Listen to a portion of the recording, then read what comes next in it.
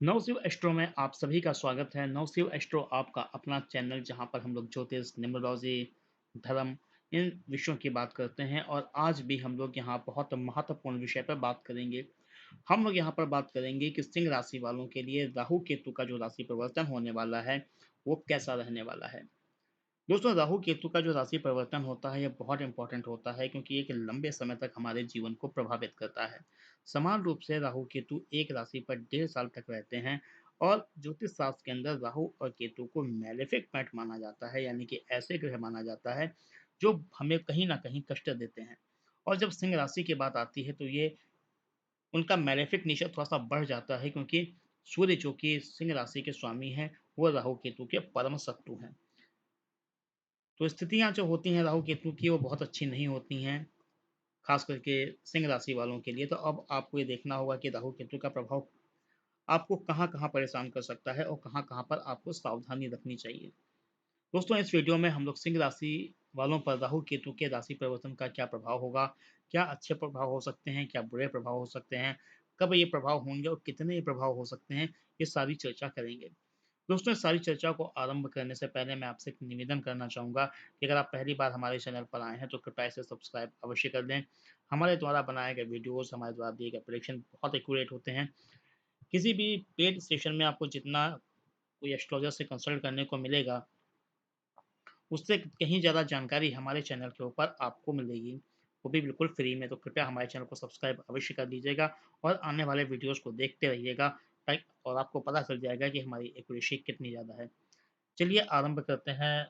राहु केतु का राशि परिवर्तन जो होने वाला है उसका प्रभाव कितना होगा। सबसे पहले ये जानना चाहिए राहु केतु हैं क्या। आप सभी जानते हैं कि ज्योतिष में 9 ग्रह होते हैं। वैदिक एस्ट्रोलॉजी में सूर्य आपकी राशि के स्वामी, चंद्रमा, मंगल, बुध, गुरुदेव, बृहस्पति, शुक्र, शनि और राहु व केतु। इसमें 7 ग्रह है। तो ग्रह होते हैं और 2 ग्रह जो राहु केतु होते हैं इन्हें छाया ग्रह माना जाता है।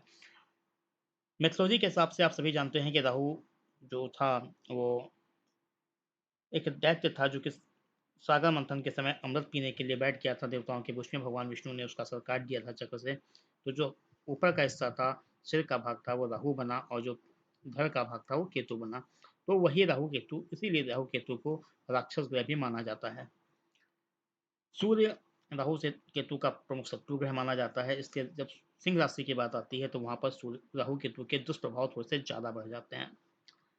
अब पहले ये बात करते हैं कि ये राहु केतु अभी कहाँ हैं और कहाँ जाने वाले हैं।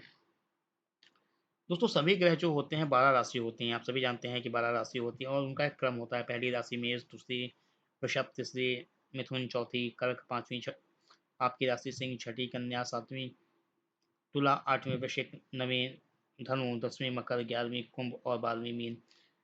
समान रूप से जब कोई ग्रह राशि बदलता है तो वो सीधे चलता है, 1 नंबर से 2 नंबर की राशि में, 3 नंबर से 4 नंबर की राशि में आता है। लेकिन जो राहु और केतु होते हैं ये वक्री गति से चलते हैं, यानी कि उल्टा चलते हैं। वक्री मतलब उल्टा चलते हैं। तो समान ग्रह अगर मान लीजिए 3 नंबर की राशि मिथुन पर है तो वहां से 4 नंबर की राशि पे जाएगा।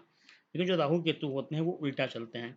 तो वर्तमान समय में राहु जो है वो मेष राशि पर है और वक्री होने के कारण, वक्री गति के कारण वो अब 12 नंबर की राशि में आएगा, यानी कि मीन राशि में आएगा। तो वर्तमान समय में राहु जो है वो आपके नवम भाव में है और वो अब अष्टम भाव में आएगा। और ज्योतिष शास्त्र के अंदर अष्टम भाव को एक अशुभ भाव के रूप में माना जाता है। ज्योतिष शास्त्र ये कहता है कि अष्टम भाव में जो ग्रह बैठते हैं वो अशुभ फल देते हैं, चुनौतियां देते हैं, परेशानी देते हैं, संकटों को बढ़ाते हैं। और जब राहु ऐसा ग्रह अष्टम भाव में बैठता है तो निश्चित रूप से कुछ उसके दुष्प्रभाव जरूर होंगे। तो सिंह राशि वालों, कुछ आकस्मिक दिक्कतें आपके जीवन में आ सकती हैं राहु के इस राशि परिवर्तन से। केतु भी दूसरे घर में बैठेगा। द्वितीय भाव कहेगा होता है आपकी फैमिली का, आपके फाइनेंस का, आपके वाणी का। तो जब राहु केतु का प्रभाव आपके दूसरे घर पर होगा तो ऐसे में थोड़ी दिक्कतें वाणी के माध्यम से होंगी। तो कम्युनिकेशन सुधारना होगा। परिवार के अंदर कुछ दिक्कतें हो सकती हैं, कुछ आर्थिक दिक्कतें भी आपको हो सकती हैं। अब ये बात करते हैं कि ये राहु केतु का राशि परिवर्तन कब होने वाला है। 30 अक्टूबर 2023 को, अभी ये राहु मेष राशि में है। 30 अक्टूबर 2023 को भारतीय समय के अनुसार करीब शाम को 4:43 के आसपास राहु अपनी राशि को बदलेगा और वो मीन राशि में और केतु अपनी राशि को बदलकर कन्या राशि में आ जाएगा। यानी कि केतु आपके दूसरे घर में आएगा और राहु आपके अष्टम भाव में आने वाला है। अब बात करते हैं इसका प्रभाव कितना हो सकता है। आप सभी के मन में ये प्रश्न होगा कि अगर ट्रांजिट हो रहा है तो उसका प्रभाव कितना होगा। दोस्तों, आप सभी जानते हैं कि 9 ग्रह होते हैं वैदिक एस्ट्रोलॉजी में या ज्योतिष में। तो जो राहु केतु केवल 2 ग्रह हैं, तो ट्रांजिट का प्रभाव कितना हो सकता है। ट्रांजिट का प्रभाव जो होगा वो आप ये मान के चलो कि आपके जीवन को 10 से 15% तक प्रभावित कर सकता है, क्योंकि राहु केतु एक राशि पर लंबे समय तक रहते हैं, 18 महीने तक रहते हैं। तो लंबे समय तक राहु केतु आपके जीवन को प्रभावित करने वाले हैं। वर्तमान समय में आपने देखा होगा कि राहु अभी आपके राशि नवम भाव में है। नवम भाव पर बैठकर राहु ने क्या क्या आपको नुकसान पहुंचाए होंगे। नवम भाव में जब राहु बैठा है तो 1.5 साल से आपने देखा होगा, एक तो आपके मन में इरिटेशन बढ़ा होगा। क्यों बढ़ा होगा? क्योंकि जब नवम भाव में राहु बैठा है तो वो सीधे सीधे आपकी राशि को देख रहा है। सूर्य की राशि को जब जब राहु देखेगा तो मानसिक तनाव उत्पन्न होगा, ईगो की प्रॉब्लम उत्पन्न होगी। हमारे जो सिंह राशि के दोस्त हैं उनको थोड़ी बहुत ईगो की प्रॉब्लम रही होगी। कुछ आपने देखा होगा कि ईगो के बस आप अगर आप अपनी विवेचना करेंगे तो आप पाएंगे कि 1.5 साल में ईगो के बस आपने कुछ गलत डिसीजन लिए होंगे। तो अपनी ईगो को कंट्रोल कीजिएगा। सेकंड बात ये आती है कि जब राहु आपके नवम भाव में है तो कहीं ना कहीं ईश्वर के प्रति आस्था में कमी होगी। हालांकि नवम भाव का राहु विदेश संबंधित मामलों के लिए काफ़ी अच्छा होता है, लेकिन सिंह राशि वालों, आपकी नवम भाव में राहु ने बैठकर आपकी धार्मिक उत्थान को रोका होगा, कंसंट्रेशन को आपको कम किया होगा राहु ने।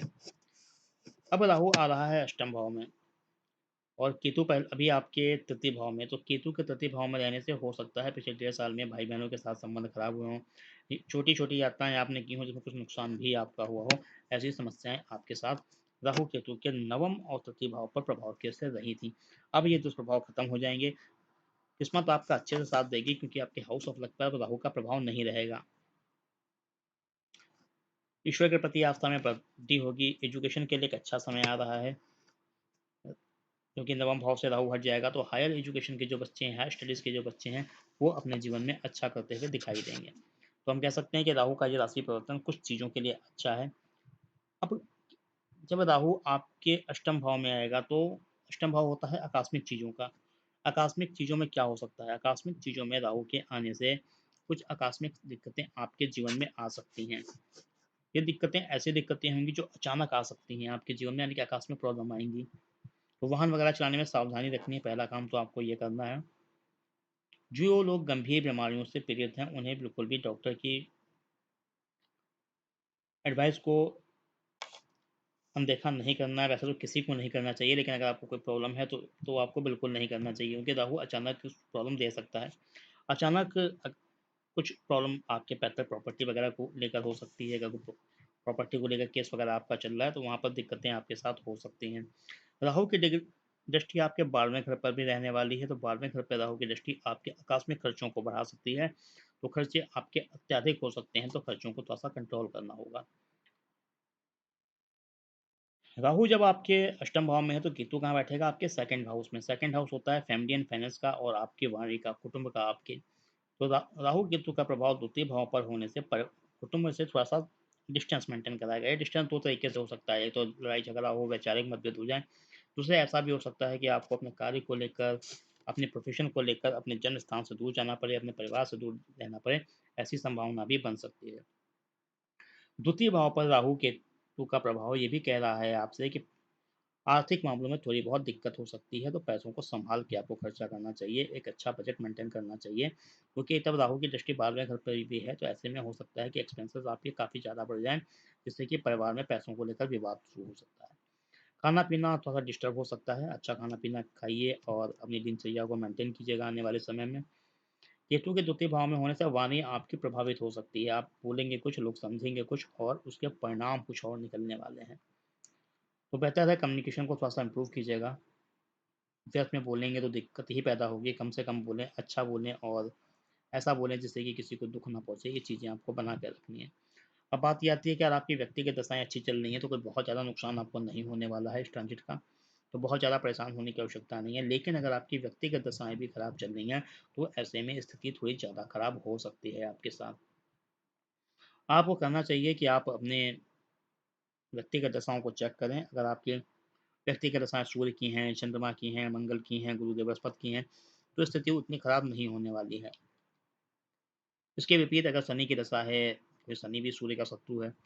अगर राहु केतु की दशाएँ हैं, अकारक ग्रहों की दशाएँ हैं, आपके नीच के ग्रहों की दशाएँ हैं, तो ऐसे में दिक्कतें आपके साथ थोड़ी बढ़ सकती हैं। तो ऐसे में आपको चाहिए कि जो आपकी व्यक्तिगत दशाएँ चल रही हैं, उनके उपाय करें। उसके अलावा अगर आपको लगता है कि राहु केतु की वजह से दिक्कत आ रही है, तो आप राहु केतु के उपाय भी कर सकते हैं।